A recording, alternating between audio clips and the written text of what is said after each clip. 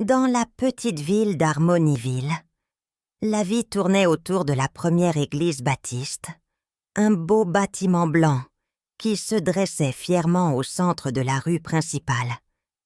Cette église, avec ses vitraux représentant des scènes bibliques et son haut clocher qui carillonnait toutes les heures, était plus qu'un lieu de culte.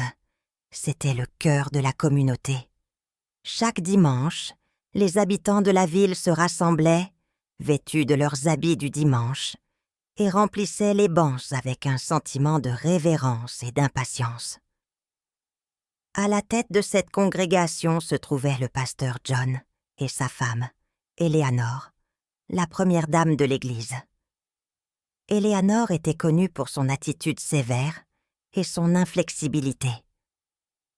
Elle semblait avoir pour mission de critiquer tout et tout le monde, de la tenue vestimentaire des fidèles au comportement des jeunes, hommes comme femmes, en passant par le personnel de la chorale. Malgré les douces recommandations du pasteur John, qui lui demandait de faire preuve de gentillesse et de compréhension, Eleanor se montrait constamment amère et intransigeante.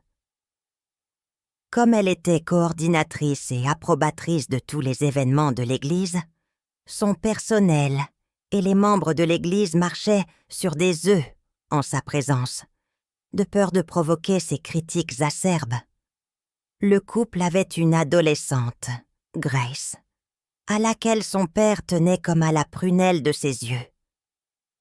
Grace fréquentait le lycée local, où elle essayait de relever les défis habituels de l'adolescence, tout en se montrant à la hauteur des attentes élevées de sa mère.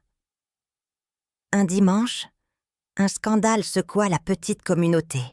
Emily, une jeune fille qui fréquentait le même lycée que Grace, avait découvert qu'elle était enceinte. La nouvelle se répandit comme une traînée de poudre et, dès le dimanche suivant, Eleanor fit connaître sa position. Emily fut exclue de la chorale et dut s'asseoir au fond de l'église, isolée de ses pairs. Le sermon de ce jour-là fut une sévère réprimande, à peine voilée sous fond de leçons de morale, adressée directement à Emily et à sa famille.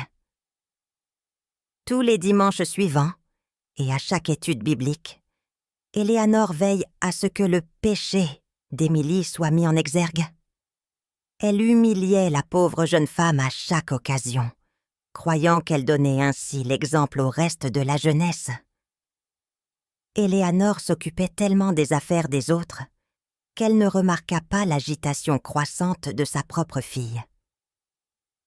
Pendant ce temps, Grace avait commencé à se faufiler dans les bars et les boîtes de nuit, à la recherche de liberté et d'acceptation en dehors de la surveillance oppressante de sa mère. Inévitablement, Grace se retrouva donc dans la même situation qu'Emily, enceinte et effrayée, un matin fatidique, alors qu'Eleanor s'apprêtait à bannir définitivement Emily pour avoir donné le mauvais exemple. Grace ne put supporter plus longtemps le poids de son secret. Au milieu de la tirade de sa mère, Grace se leva et déclara « Maman, je ne suis pas une sainte non plus, je suis enceinte. » L'assemblée sursautait, le silence qui s'ensuivit fut assourdissant. Alors qu'Eleanor restait sous le choc, l'heure bonne, Madame Thompson, prit à son tour la parole, révélant que la sévérité d'Eleanor l'avait fait se sentir insignifiante et peu appréciée pendant des années. Prenant soudainement conscience des conséquences de ses actes, Eleanor fut envahie par un profond sentiment de honte et de culpabilité. Le jugement qu'elle avait si librement dispensé pesait maintenant lourdement sur ses épaules. Elle regarda autour d'elle les visages de sa congrégation, y voyant non seulement de la désapprobation, mais aussi le reflet de son propre cœur qui refusait de pardonner. Ce moment marqua un tournant pour Eleanor. Elle se jura de changer, de devenir une source d'amour et d'acceptation, plutôt que de jugement et de condamnation. Le chemin ne fut pas facile.